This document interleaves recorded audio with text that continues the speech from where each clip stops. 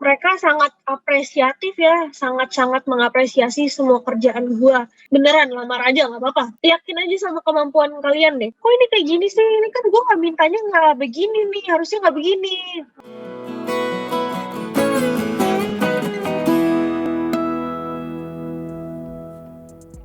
Halo, kembali lagi bareng aku, Oleh Rahma, di My Dream Job, sebuah obrolan membahas tentang perjalanan karir seseorang, dan semoga ini menjadi motivasi untuk teman-teman yang lagi nonton. Di episode kali ini, narasumber kita yaitu Gina Nabilah Mizanina atau biasa disapa Gina. Saat ini bekerja sebagai freelance videographer dan sempat juga menjadi videographer di salah satu perusahaan multinasional. Halo Gina. Halo Rahma. Apa kabar Gina? Kabar Ma. Baik. Kita baru ketemu sih sebenarnya. Kita baru ketemu ya, udah ini lagi, ketemu lagi. Iya, nggak apa-apa lah. Berarti sekarang ini freelance videographer dan kemarin sempat jadi videographer di salah satu perusahaan gitu ya? Iya, betul sekali. Nah, waktu itu sejak kapan di perusahaan? Perusahaan sebelumnya itu kira-kira 2 tahun ya. 2 tahun pas sih. Sebelumnya berarti background pendidikannya apa nih kalau yang orang-orang belum tahu Gina? Sebelumnya gue berkuliah di D3 penyiaran dan multimedia di Universitas Indonesia. Bener kan ya nama itunya? Soalnya nama for your information nama program ininya berganti saat kita lulus ya. Jadi mohon maaf kalau agak-agak lupa ingatnya broadcast gitu. Intinya broadcasting sih, tapi di penyiaran multimedia di Universitas Indonesia ya, D3, program D3, program vokasinya. Berarti ini salah satu pekerjaan yang relate dengan jurusan. Iya, relate sih. Tapi sebenarnya kalau boleh jujur waktu kuliah kan sebenarnya juga kita nggak terlalu fokus di buat video doang ya. Jadi ya lumayan lah gitu ya. Ada pembekalannya gitu sejak dini. Iya benar-benar. Awal mula kecemplung jadi videographer itu gimana sih? Kan biasanya memang videographer kebanyakan cowok. Nah ini ada videographer cewek nih. Gimana awal mulanya? Betul. Soalnya ingat banget juga waktu itu sempat interview kerja juga ditanya kayak gitu kan. Kok bisa sih? Kenapa cewek? Sebenarnya jujur emang kecemplung yang beneran kecemplung ya. Jadi waktu awalnya itu kalau di vokasi itu ada internship atau magang itu 2 kali kan. Nah 2 kali. Yang pertama itu kebetulan yang dicariin dari kampus. Nah dari kampus itu nyari di sini siapa yang bisa ngedit gitu kan untuk jadi editor, untuk magang jadi editor. Nah entah kenapa teman-teman saya ini tidak ada yang mengajukan diri ya. Terus kayaknya cuma berdua doang waktu itu ngajuin diri. Ya udah saya dengan pedenya, skill yang sebenarnya pas-pasan sangat basic ya. Ya udah bilang saya bisa Mbak gitu. Ya udah akhirnya diterusin tuh kan. Jadilah magang edit kan, magang jadi editor pertama tuh. Nah terusnya di magang kedua itu sebenarnya pengen banget ngerasain yang lain gitu, nggak mau jadi editor lagi gitu. Sebenarnya judulnya itu nggak editor di magang yang kedua. Judulnya itu News Social Media Intern ya, bukan editor intern. Tapi sebenarnya kerjaannya tuh kebanyakan ngedit juga. Jadi ngedit berita gitu, berita-berita pendek untuk di Instagram. Jadi kalau yang sebelumnya magang pertama itu jadi editor, ngeditnya video YouTube. Untuk yang kedua itu ngeditnya video berita untuk di Instagram dan di Facebook gitu. Jadi ujung-ujungnya editor lagi gitu. Dan untuk kerja itu sebenarnya juga nyarinya tuh berbagai macam kerjaan, nggak cuma video doang gitu. Malah sebenarnya niatannya nggak usah jadi editor lagi gitu. Maksudnya kalaupun berhubungan dengan produksi pengennya ya benar-benar di konten produksinya gitu secara kreatifnya ya, bukan di pasca produksinya gitu pengennya. Tapi kebetulan ya namanya rezeki ya, nggak tahu kenapa dapatnya jadi editor terus gitu. Jadi sebenarnya tertariknya waktu kerja di company sebelumnya itu karena dia sama fotografer juga. Jadi sebenarnya title gue di company sebelumnya itu sebagai fotografer dan videografer ya.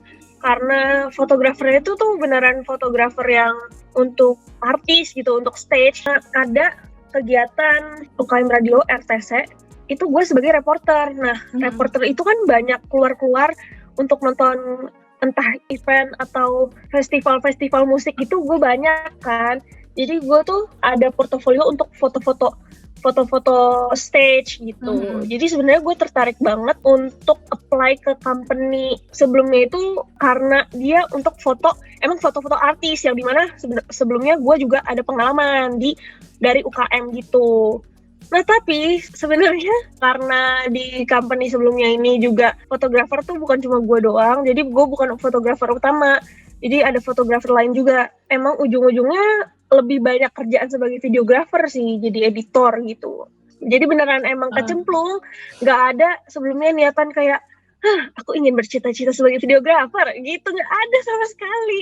Kecemplung dari pas kuliah, magang, sampai sekarang kerjaan rezekinya di bidang itu gitu ya? Iya, sampai freelance pun sebenarnya nih, jujur ya, freelance-nya tuh sebenarnya apa aja pengennya gitu, entah karena gue juga suka nulis gitu maksudnya, gue pengen deh kayak boleh lah freelance nulis gitu, tapi nggak dapetnya tuh freelance-nya ya ngedit atau yang berhubungan dengan video gitu, jadi videografer juga ujung-ujungnya gitu. Mungkin yang dilihat dari pengalaman sebelumnya Iya, videografer kali ya? Iya mungkin ya, karena portofolio saya kebanyakan sebagai videografer, ya susah sih, makanya nyokap gue tuh pernah bilang gitu kan, kayak sebenarnya dari magang nyokap gue tuh bilang, cobain deh kerjaan yang lain, karena biasanya kalau udah kerjaan satu nih, jadi editor kayak gitu, biasanya bakal terus-terusan kayak gitu, terus beneran, mungkin karena nyokap gue ngomong gitu kan,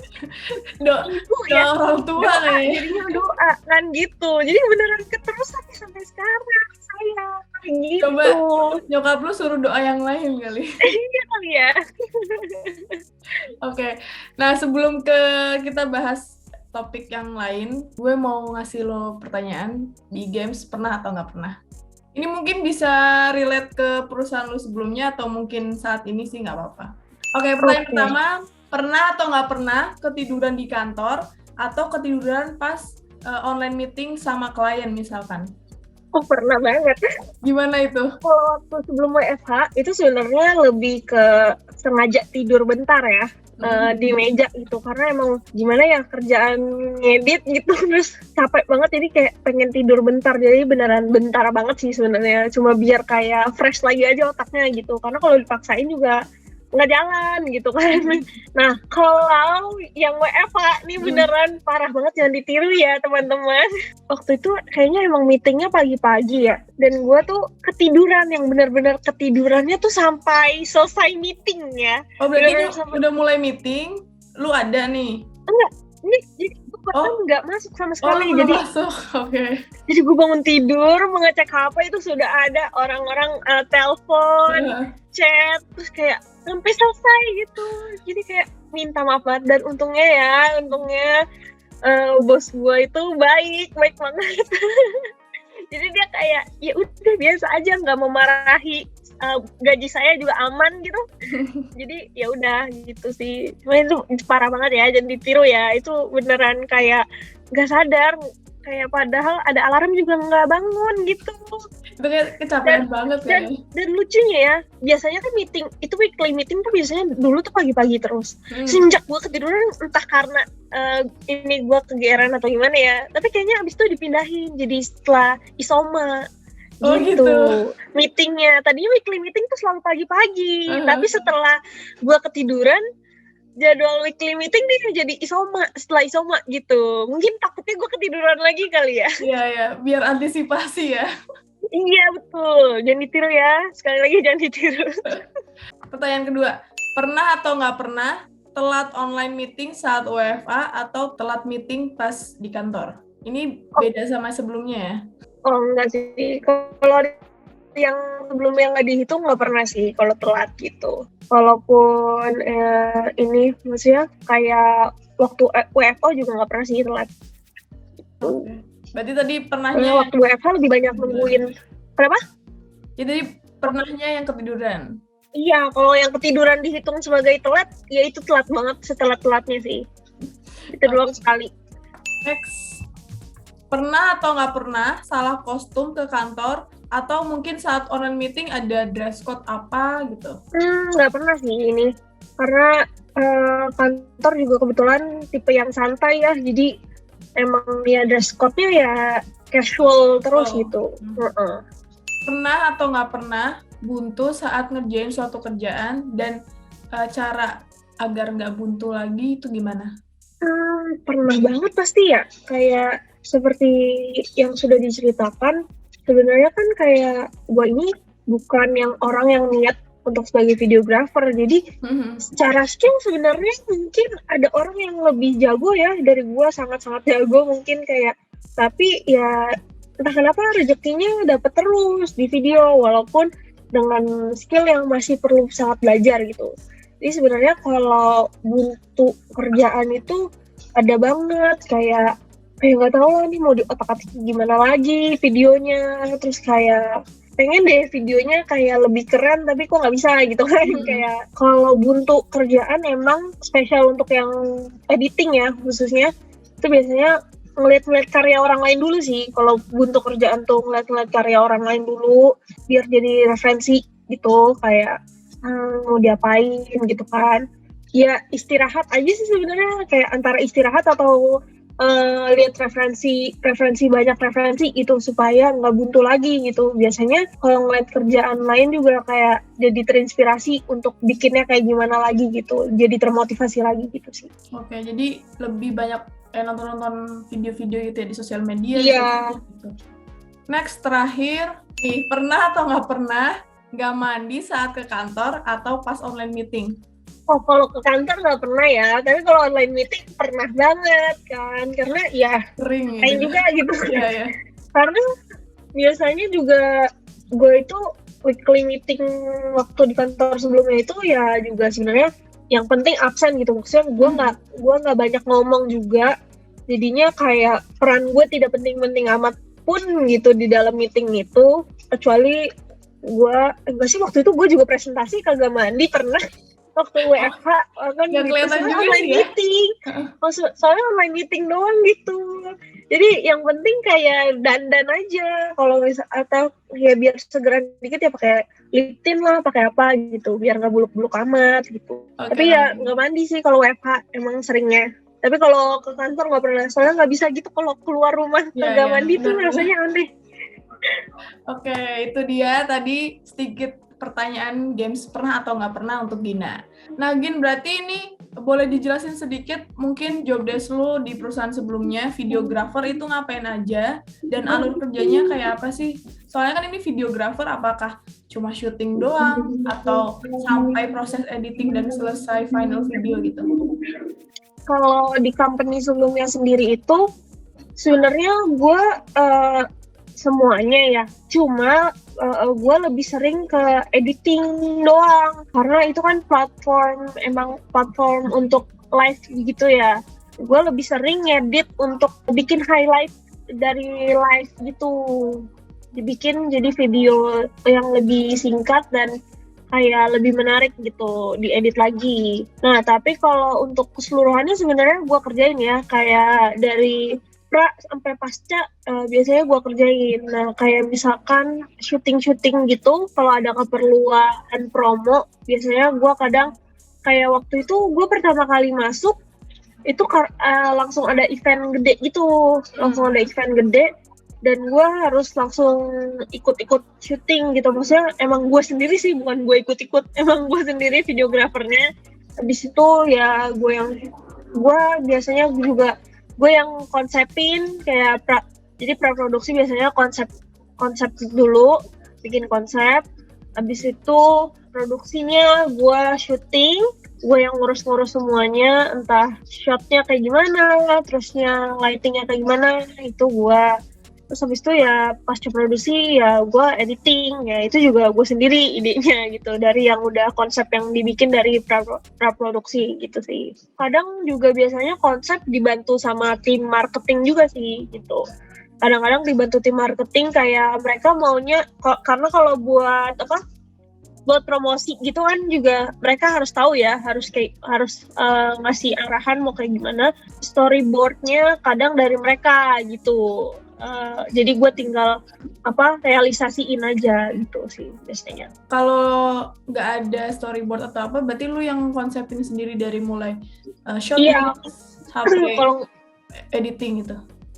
Kalau nggak ada gue yang konsep sendiri, tapi ya gue presentasiin dulu, gue ajuin dulu apakah udah oke seperti ini. Kalau udah oke ya udah lanjut ke produksi gitu. Kadang kalau bikin video promo juga nggak harus syuting ya, kadang-kadang ada yang sekedar kayak cuma ngambil cuplikan-cuplikan sebelumnya terus diedit gitu. Itu kadang kayak gitu juga sih sebenarnya. Kalau kayak gitu biasanya kadang diajuin aja konsepnya mau kayak gimana, langsung lanjut edit. Kalau untuk editing sendiri, proses editing dari awal sampai final video terus misalkan ada revisi itu biasanya berapa lama?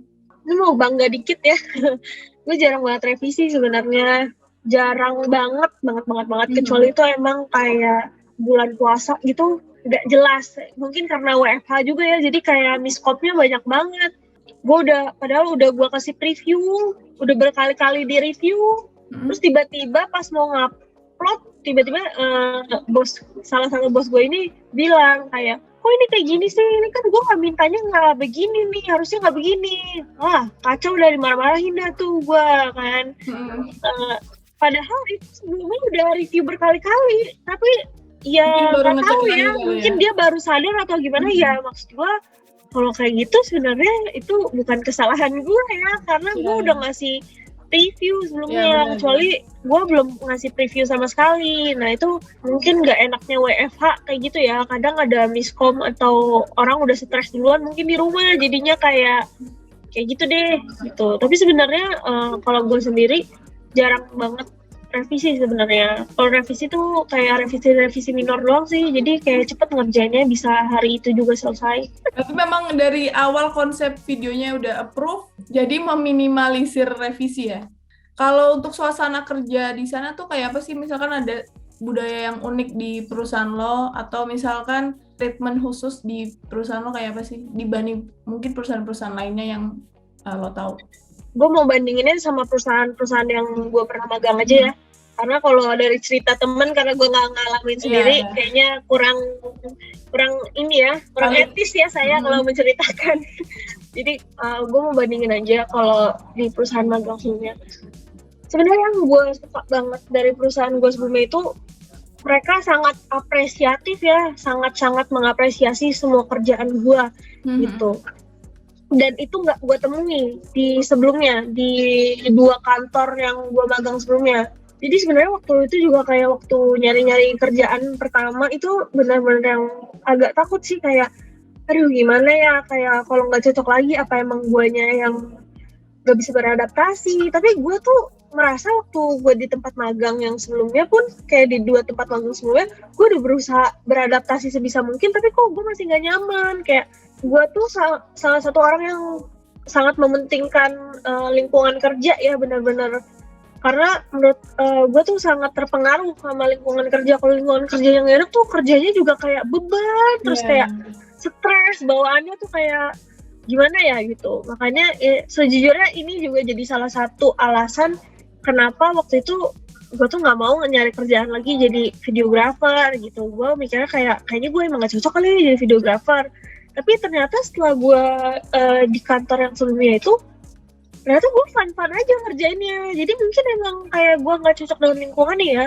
Jadi kalau di kantor sebelumnya itu memang benar-benar di kantor yang terakhir itu ya, bukan kantor magang, gue sangat diapresiasi sekali. Gue kadang kayak gue cuma lagi ngedit terus mereka liatin gitu, kayak oh bagus ya gitu ngeditnya. Apakah benar, kayak gue agak antara tersanjung dan terbebani sebenarnya kayak gitu. Tapi ya itu yang bikin semangat kerja sih sebenarnya gitu. Itu kan gue sama orang Korea juga ya, jadi kayak mereka kayak walaupun kayak misalkan waktu itu pernah juga lagi syuting, kayak gue habis diomel-omelin segala macem atau apa juga, kayak tetap akhir-akhirnya sugeso gitu kan, kayak good work gitu. Jadi kayak gitu deh rasanya gitu. Kayaknya itu yang sulit ditemui ya,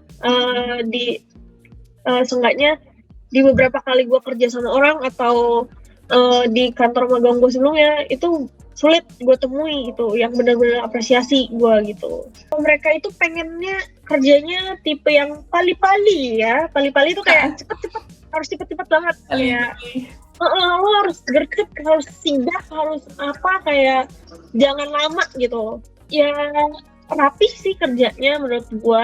Enak juga sih kerjanya, kayak gue dikasih briefing, terus langsung gue kerjain, terus udah oke ya upload gitu. Berarti tersistem dengan rapi ya?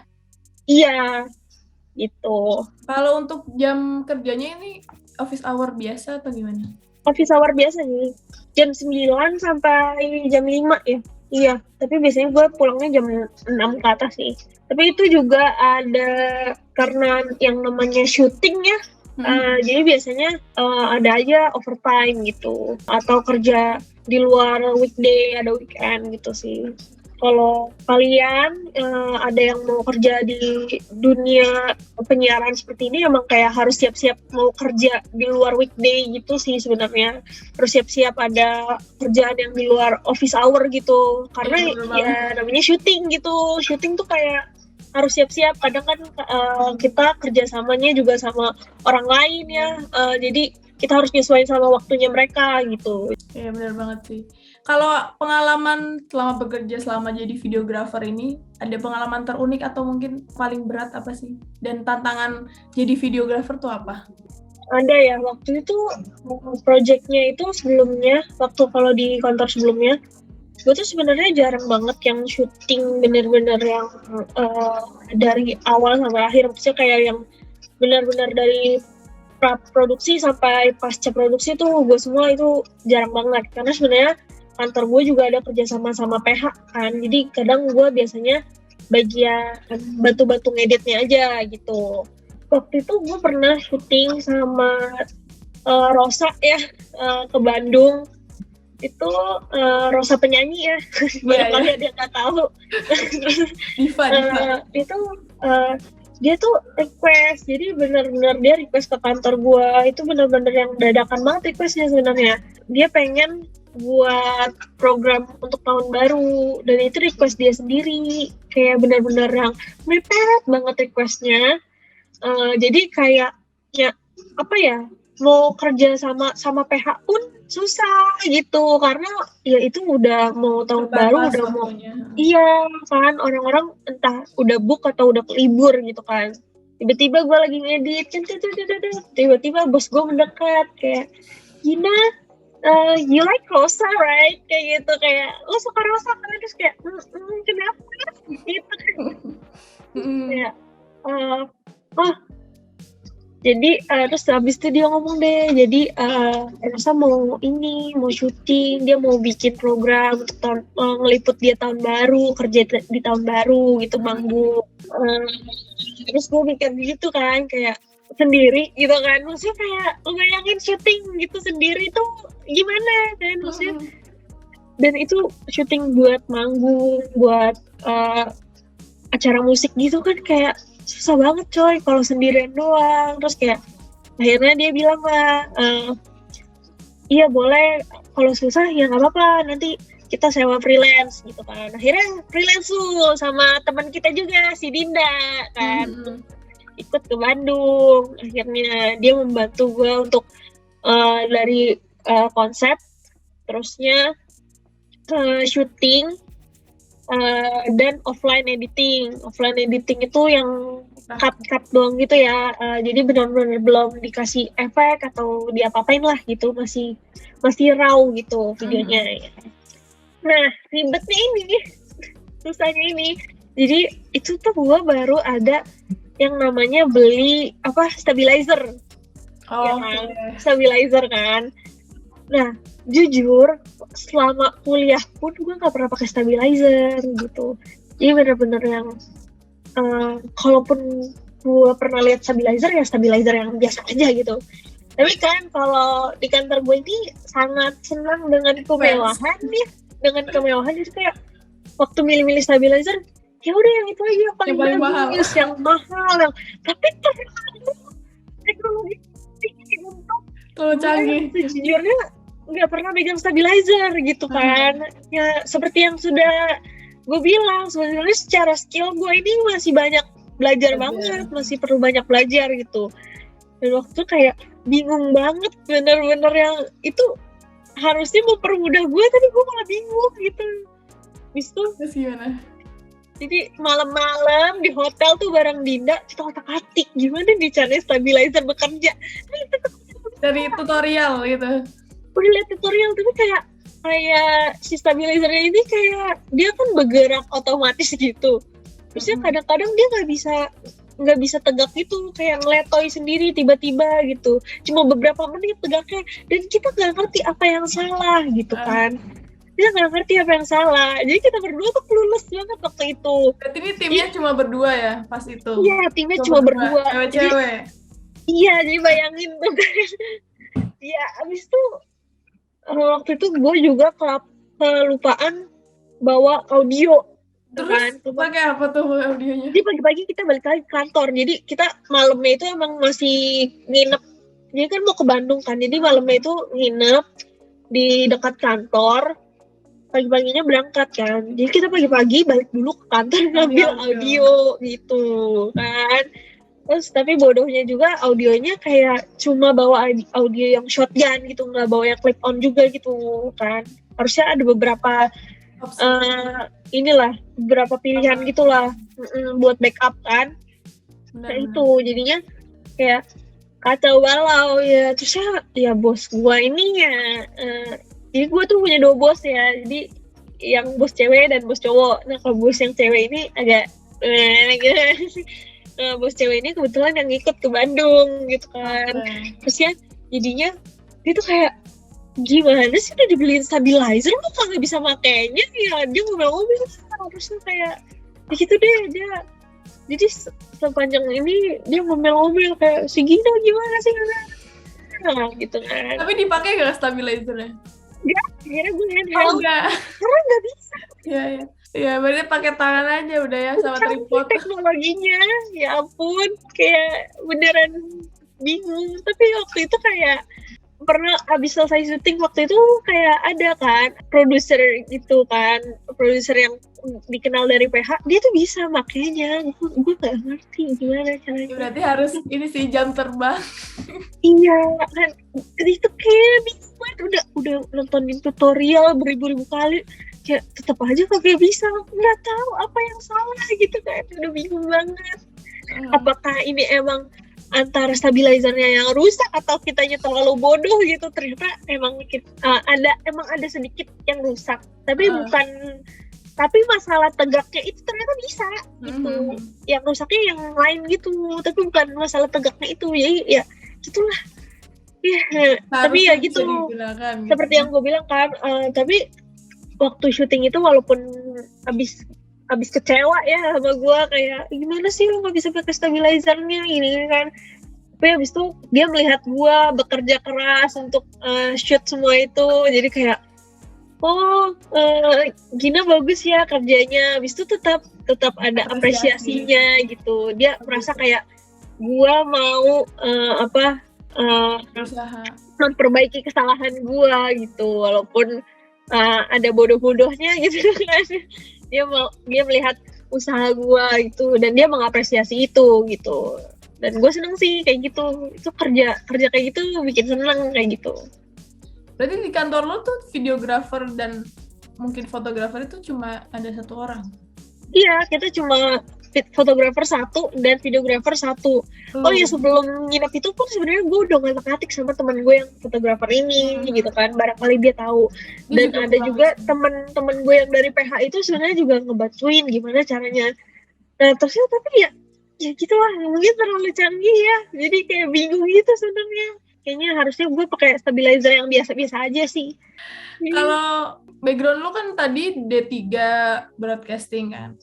Iya. Di posisi lo atau mungkin di perusahaan lo dulu ada berbagai macam background pendidikan, misalkan broadcasting juga, ataukah memang macam-macam? Kalau temen gue yang videografer, setahu gue di jurnalistik ya, atau apa gitu. Tapi kalau yang lain-lain, kebanyakan karena perusahaan Korea, mereka sastra Korea itunya. Oh, oke. Dan harus bisa bahasa Korea nggak lo? Ya lihatlah saya tidak bisa. Jadi Jadi gini ya, mau sharing sedikit aja mungkin berguna gitu kan. Waktu ngeliat, Rekrutmen. iya waktu ngeliat itu, ngeliatnya di Twitter. Bayangkan, saya lagi fangirling kan, terus ngeliat tuh ada kerjaan di perusahaan Korea yang cukup yang gede gitu kan. Emang dia baru buka cabang di Indonesia. Lowongannya ada fotografer dan videografer gitu kan. Rekrutmennya tuh sebenarnya bisa berbahasa Korea, jadi harus ada TOEIC-nya. TOEIC itu kayak TOEFL gitu, kalau di bahasa Inggris. Tapi ya gue masukin aja, gue nekat ngirim apply gitu kan, ngelamar gitu kan. Karena ya mungkin karena saya suka Korea sejak lama ya. Intinya sebenarnya yang bisa diambil kalau kalian rasa kayak underqualified gitu, kayak kayaknya gue nggak jago nih, kayaknya gue nggak bisa di ini, nggak usah ngelamar lah, coba aja lamar, nggak apa-apa. Beneran, ini tips dari gue.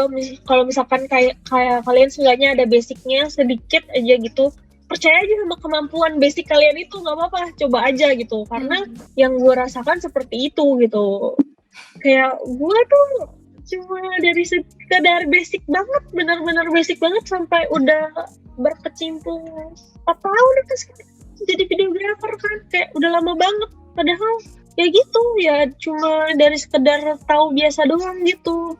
Dari yang skill yang biasa-biasa aja ya, sambil belajar terus, nggak usah ragu-ragu mau apply kerjaan gitu. Kayak beraniin diri aja gitu. Terus kayak kalau misalkan ada yang D3 terus nonton ini juga kayak, aduh kok ini sih harus S1, beneran lamar aja, nggak apa-apa, nggak usah dipeduliin, yakin aja sama kemampuan kalian deh. Kalau kalian bisa, ya ini lamar aja gitu kalau kalian merasa bisa. Karena gue waktu itu pede-pede aja sih, kayak padahal gue biasa aja, tapi ya masuk gitu. Iya benar banget sih, kita kan nggak tahu kan rezeki kita dapat apa, dicoba dulu aja. Betul sekali. Posisi ini atau perusahaan ini mungkin jadi salah satu wishlist lu nggak? Enggak, karena mereka juga baru buka, benar-benar mereka baru buka cabang di Indonesia waktu gue apply itu. Jadi emang karyawannya waktu itu cuma baru, sebelum gue masuk tuh kayaknya cuma 4 orang, dan ditambah gue jadi 5 orang gitu.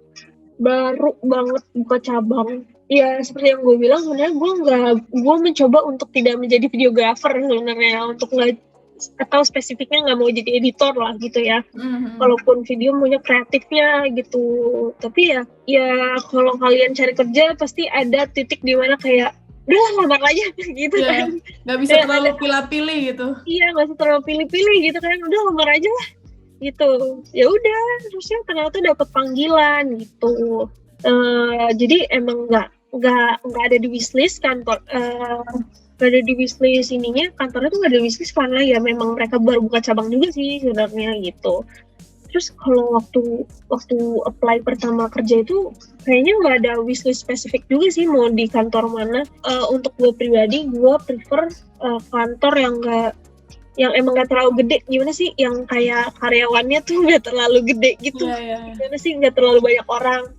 Karena sebelumnya waktu gue magang di TV, gue ngerasa kayak, aduh kayaknya gue gak cocok dah dengan lingkungan orang sebanyak ini gitu. Gak tahu kenapa, kayak sebelumnya waktu gue magang yang di Web TV ya namanya, Web TV Asia itu kan benar-benar kayak kantornya tuh kayak rumah gitu. Jadi kayak semua orang ya kenal nggak kenal, deket nggak deket, ya gue sapa. Terus sebenarnya waktu gue magang di TV itu gue kayak agak kaget sih, kayak orang nih depan-depanan bisa kagak sapa-sapaan gitu.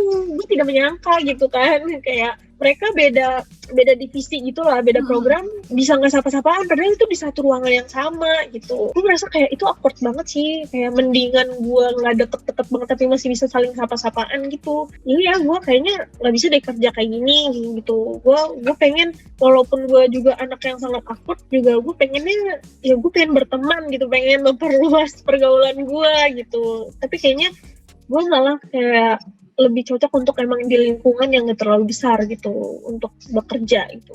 Itu preferensi aja sih sebenarnya. Yang lagi nonton atau teman-teman yang lagi cari kerja di posisi yang sama, misal videografer atau mungkin pengen di perusahaan kayak Gina di multinasional, itu skill apa sih yang mungkin harus dipunya sebelumnya atau basic yang harus dipunya untuk kita ngelamar di suatu pekerjaan gitu? Kalau untuk videographer, yang pasti seperti yang gue bilang, kalian harus udah punya basicnya aja. Sekalinya basicnya aja, nggak usah jago, nggak usah mikir jago dulu. Terus banyak-banyakin nonton aja, banyak-banyakin nonton entah YouTube, entah iklan di Instagram, entah iklan di YouTube atau apapun gitu. Lihat referensi, terus kalian coba bikin sendiri gitu buat latihan-latihan gitu. Atau seenggaknya kalian mungkin ada yang cuma bikin konten-konten TikTok cut biasa, itu sebenarnya juga kayaknya berguna untuk apa ya, melatih sense kalian gitu loh sebagai videographer. Pasti tambah lama tambah sadar kayak shot yang bagus tuh kayak gimana sih, untuk editing yang bagus tuh kayak gimana sih, itu bakal terlatih lama-lama sih. Jadi sebenarnya dari basic kalian itu nggak apa-apa dikembangin aja, nggak usah yang jago-jago banget. Videographer itu ruang lingkupnya nggak ada banyak, yang saya tipe orang nggak semuanya. Kayak misalkan ada yang jagonya videographer ya dia untuk konten misalkan kayak Rahma gitu, konten memasak, iklan atau apa gitu. Beda sebenarnya, ada kemampuannya sendiri-sendiri. Kalau gue sendiri, gue merasa setelah berkecimpung bertahun-tahun ini, gue merasa kayaknya gue tuh jagonya ya untuk bikin video yang lebih ke entertain gitu, lebih ke hiburan. Atau kalau editingnya tuh gue bisanya kayak editing yang, kalau kalian tahu editing Korea gitu yang rame, yang banyak caption gitu, itu merasa gue kayaknya cocoknya di editing kayak gitu. Kalau gue disuruh bikin video kayak yang keren-keren kayak TVC gitu atau iklan TV, belum tentu gue bisa gitu. Jadi kayak sebenarnya orang punya wilayahnya masing-masing walaupun job desk kalian sama gitu kan. Gue videographer misalkan, terus Rahma videographer, bisa jadi kita beda sebenarnya ininya, skillnya, tapi ya bukan berarti kita jadi nggak jago gitu menurut gue gitu. Jadi nggak usah minder sama kemampuan kalian sendiri. Kalau kalian punya kemampuan basic, gak apa-apa, iseng-iseng aja coba bikin video apa yang sepele, entahlah bikin video makeup tutorial atau bikin vlog acak-adut, gak apa-apa. Itu sebenarnya itu nanti lama-lama kalian akan sadar sendiri gitu, ih kok video gue dulu kayak gini ya. Nanti kalian yang akan lihat perkembangan kalian sendiri gitu. Dan untuk memperkaya portfolio juga sih ya. Iya betul, orang-orang banyak banget loh yang nyari TikTok creator sekarang. Iya. Sekarang digital sosial media tuh ini banget. Iya, banyak banget gitu.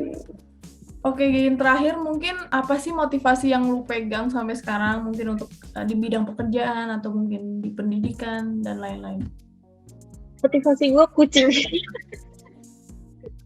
Untuk ini, kasih makan kucing? Iya, untuk menghidupi mereka. Oh iya. Jadi jawaban dari kalau misalnya gue interview kerja sejujur-jujurnya, kayaknya gue bakal jawab seperti itu. Saya harus menghidupi mereka, kalian nggak bisa menerima gue. Motivasinya kucing ya, oke. Iya, sebenarnya ya sama membanggakan orang tua sih sebenarnya, ya kan. Itu pasti ya setiap tapi ya gitu ya, jujur harus menghidupi kucing saya ya. Kucingnya ada 9, jadi kayak banyak banget. Iya, tadinya bahkan 11 gitu, kayak kalau saya lontang-lantung nggak bisa makan, kucingnya gimana gitu kan. Bener. Oke, Gin, thank you banget. Ini ada sedikit apresiasi buat lo. Tada! Terima kasih. Nggak bisa buat ini ya, ngelamar kerja di LinkedIn nggak bisa kayaknya sertifikatnya. Ini gue pajang sih kayaknya. Di ini ya, di frame. Iya. Sebagai kebanggaan udah diinterview sama Aulia Rahma gitu. Aduh, bangga banget deh. Suatu ini pencapaian, achievement. Iya, betul. Makasih banyak, Gin, udah sedikit banyak tadi cerita tentang pengalaman kerja lo selama ini. Semoga teman-teman yang nonton juga dapat insight baru ya, dan mungkin pekerjaan ini jadi salah satu dream job kamu. Oke, sampai jumpa di episode selanjutnya. Bye! Bye-bye!